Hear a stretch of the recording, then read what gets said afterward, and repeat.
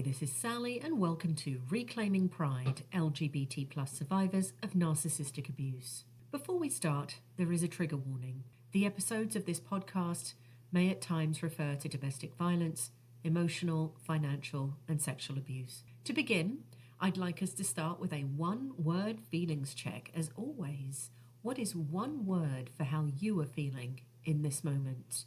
Not how the people around you are feeling, or those you are caring for are feeling, but how are you feeling in this moment in one word? This episode, we're going to be looking at what the narcissist really means when they say, I love you. When people with narcissistic personality disorder say, I love you, they often mean, I love how you make me feel, or I love the way you reflect positively on me in some way. Their love tends to be self-centered and focused on their own needs and desires. It's more about the benefits that they derive from you and from the relationship, such as attention, admiration, validation, rather than any kind of deep, genuine concern for the other person's well-being or admiring them in any way. Narcissists often have a limited capacity for empathy, as we know, which can make it challenging for them to experience love in the same way that individuals without NPD experience love. Their expressions of love are often transactional in nature, so seeking to fulfill their own emotional needs and desires rather than forming an actual mutual connection which is emotionally rich with somebody else. This can lead to superficial and self-serving interpretations of love, where the focus is on how the other person serves their ego and needs rather than the well-being of their partner. I remember many times with my ex wondering what on earth it was she even saw in me. She said on many occasions that she did not find me physically attractive and was indeed always trying to change the way I looked, whether it was my hair, my clothes, or even the way I walked. On the rare occasions when she would actually say, I love you, it would either be at a time when I had done or said something to make her feel good, or it would be completely random and I wouldn't understand where it was coming from. There was always something extremely empty in her expression of love. For quite a while, I couldn't put my finger on it. I couldn't work out why it seemed so empty. And then I realized it's not that she loves me, it's that she loves the way I make her feel or the way I make her look to other people. She actually did not love anything about me. I don't even think she liked me. Occasionally, I'd say to her, what is it that you love about me? And the struggle that would ensue would be quite something to see. She would end up saying something really surface like, you make me laugh. Or alternatively, she'd get extremely annoyed and comment to me about why I was asking her in the first place. And I would respond because most of the time it seems like I annoy you or you're bored by me, honestly. If I really wanted to push the envelope, I'd say, you're not even attracted to me. But that was extremely rare. To a narcissist, love means you make my life more comfortable, or thank you for giving me that money that I needed. Or it could even be, I love you because you make me look good. Basically, love to a narcissist is extremely transactional. In fact, all of the relationship is transactional, except you are the one who's doing all the giving, whether it's giving all of your money, your time, your emotional energy, your physical welfare, and even your identity. How the narcissist thinks you make them look is also extremely important to them.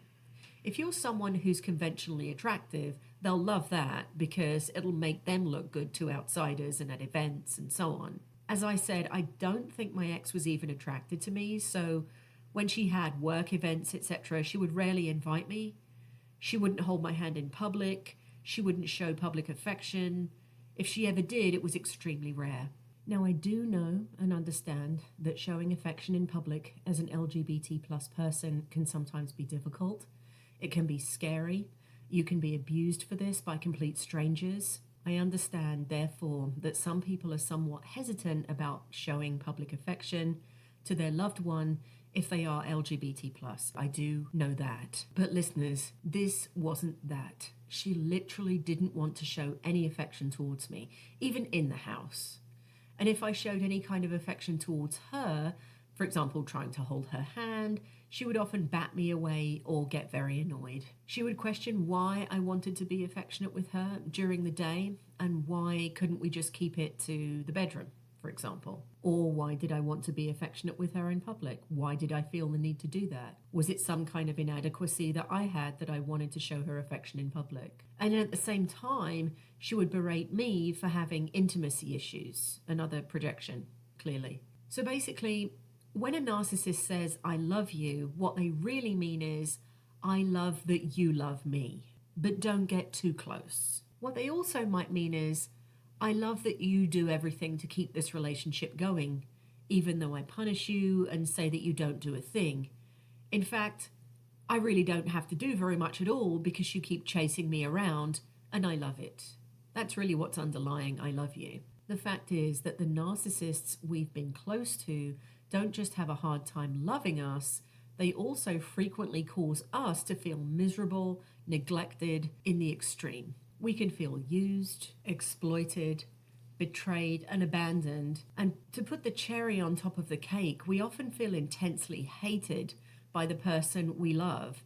And that person is usually disgusted and disappointed by us 99.9% of the time. In your relationship with the narcissistic person, you will have noticed that you are constantly chasing them for one thing or another, whether it's affection of any kind or attention at all, for them to even just speak to you after 2 weeks of silent treatment. But you are always chasing them for something. This is done on purpose. This is curated by the narcissist purely so that they can get their supply. This leaves us wondering, what actually does the narcissist care about, and what actually do they respect? The fact is, it always comes back to themselves. Anything outside of themselves, which they do appear to love or respect, is extremely arbitrary, often contradictory, and always fleeting. There may be a time when you craved closeness with this person. You wanted the kind of love that's intimate, based on mutual acceptance, affection, respect, and continued growth. That's love. Unfortunately, this is never going to be the kind of love that we'll be able to share with someone who has narcissistic personality disorder. The narcissist will always pathologically put their own needs first and often harshly reject and devalue you, the person closest to them. Love is literally beyond their capability. And please don't be fooled by any proclamations of love, concern, or basically anything that goes beyond their own skin, because it's not true. The intermittent reinforcement of caring gestures is a smokescreen and part of their mask. So narcissists are pathologically self-serving and abusive and therefore lack the ability to actually love other people.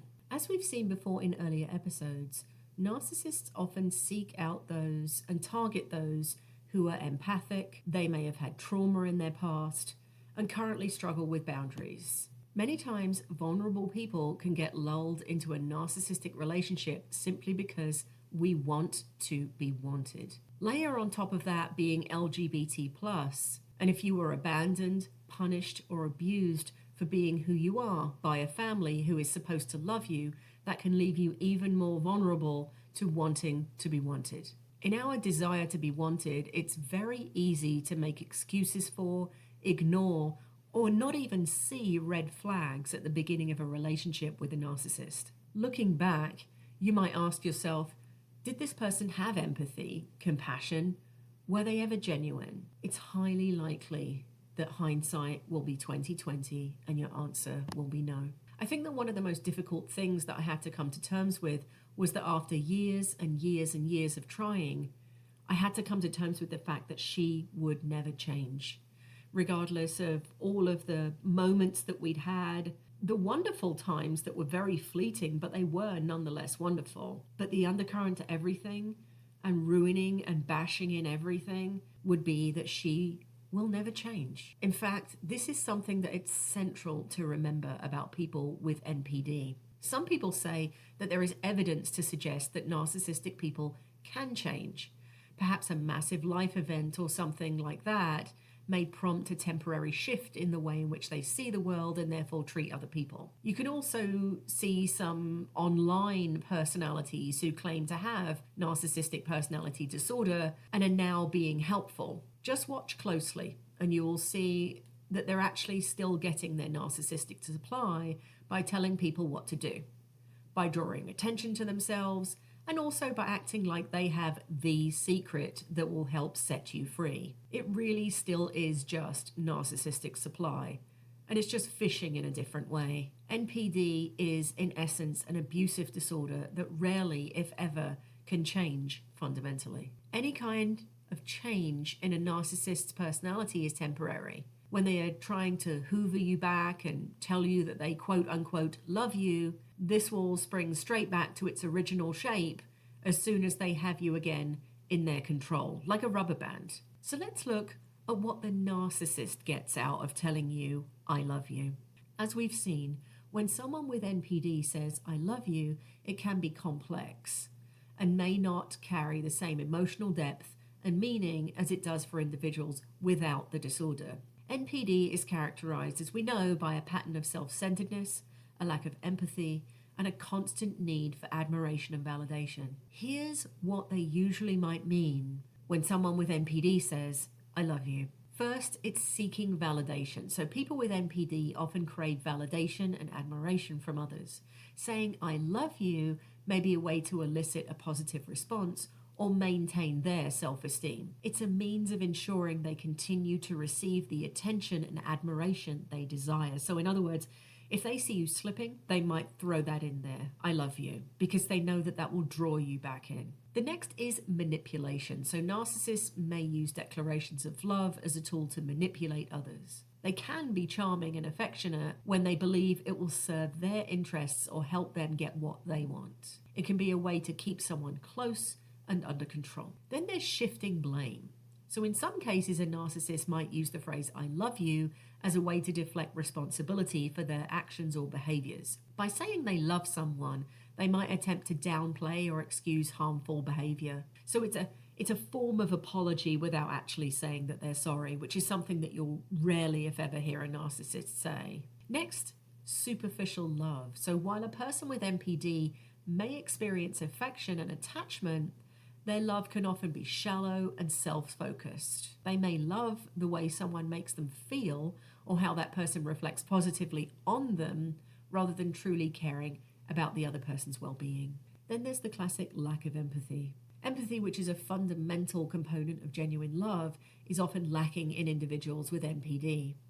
Their quote-unquote love may be more about their own needs and desires rather than a sincere concern for the other person's feelings, needs, who they are, and how they are. And then changing emotions. So narcissists have an inconsistent and rapidly changing set of emotions. So their declaration of love may not be stable or reliable. They might say, I love you one moment, and then act very indifferently towards you or negatively or abusively towards you in the next moment. It literally doesn't mean anything. So here's an example of a conversation between an individual with narcissistic personality disorder, we'll call him Mark, and his intimate partner, we'll call him Jamal. When the NPD person says, I love you in this scenario, the NPD individual's words reflect their self-centered perspective. So listen out for it. So here we go.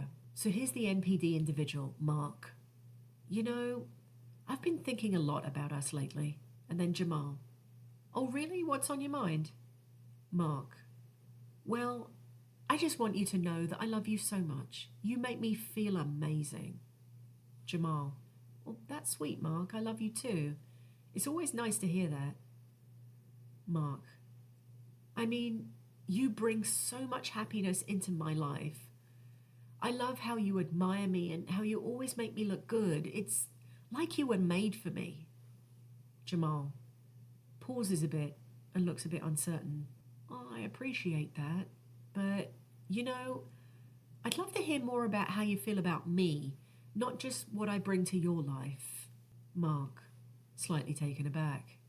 Well, of course, I care about you.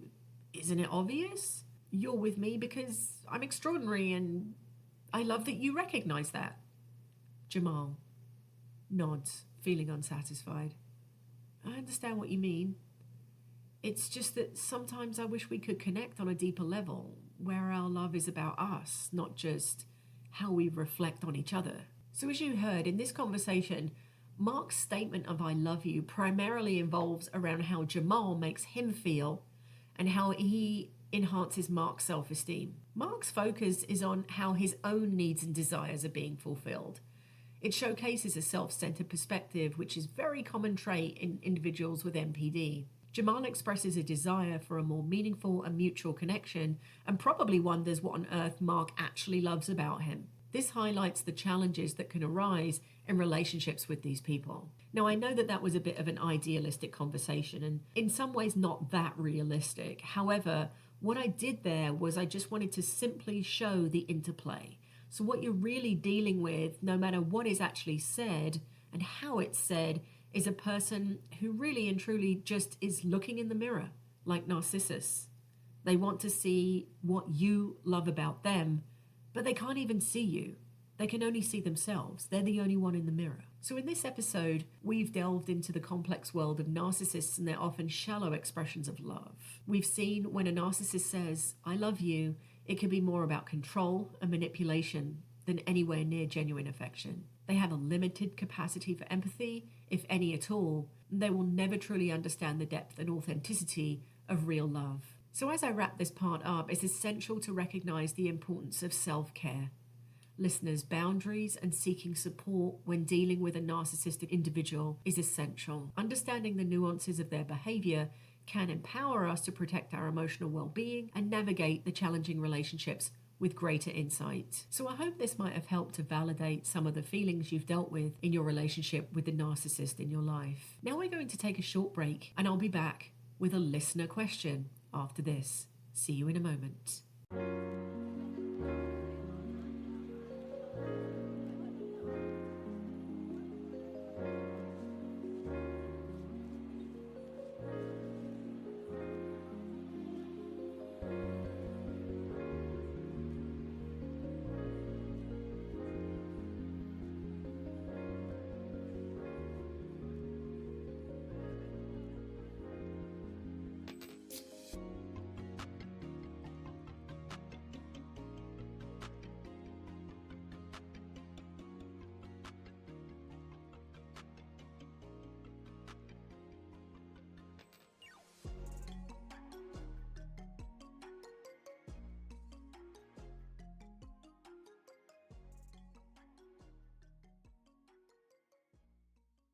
Welcome back. This week's listener question comes from England, and it is, how soon after getting to know a narcissist do they tend to show their true colours? Does it vary from person to person? And also, does it usually build up gradually, or is it an overnight change?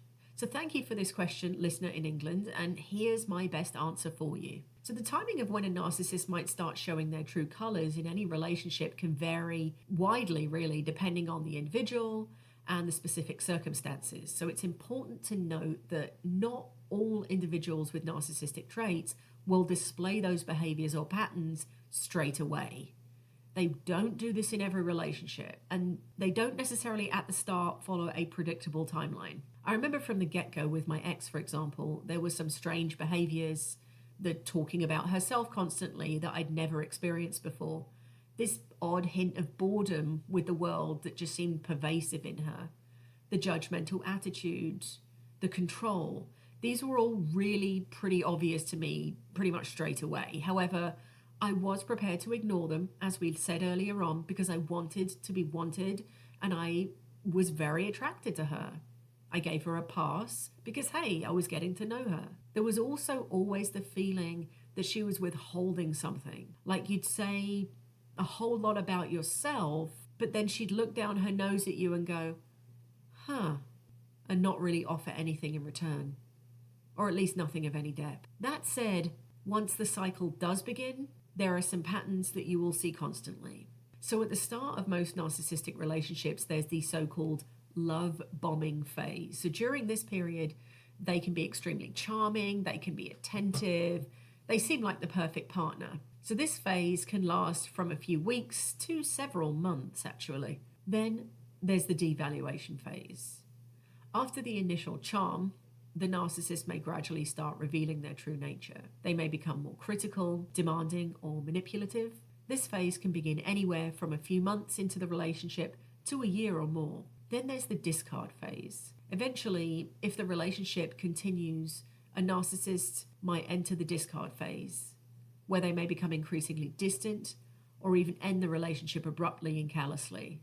This can also be paired with silent treatment, where you think the relationship is ended, but actually it hasn't, because they'll start to hoover you back when they are bored. It's important to remember that not all narcissists follow this pattern immediately and may cycle through certain phases of it repeatedly. Additionally, some narcissists hide their true nature for an extended period, and this makes it difficult to predict when their behavior will change. So the timing of when narcissist behaviors become evident can also depend on the level of closeness and intimacy in the relationship, the degree to which they perceive you as a threat or a source of narcissistic supply, meaning attention and admiration, and other individual and situational factors. So in short, in answer to your question, it can differ wildly from person to person and relationship to relationship. However, and this is important to note, once the cycle starts, it will follow the pattern that I mentioned of idealization, devaluation, and discard, and then hoovering, where they try and get you back. It will follow this pattern again and again and again, and you will experience that on and on until the relationship comes to an end. But where that cycle actually will begin differs from person to person.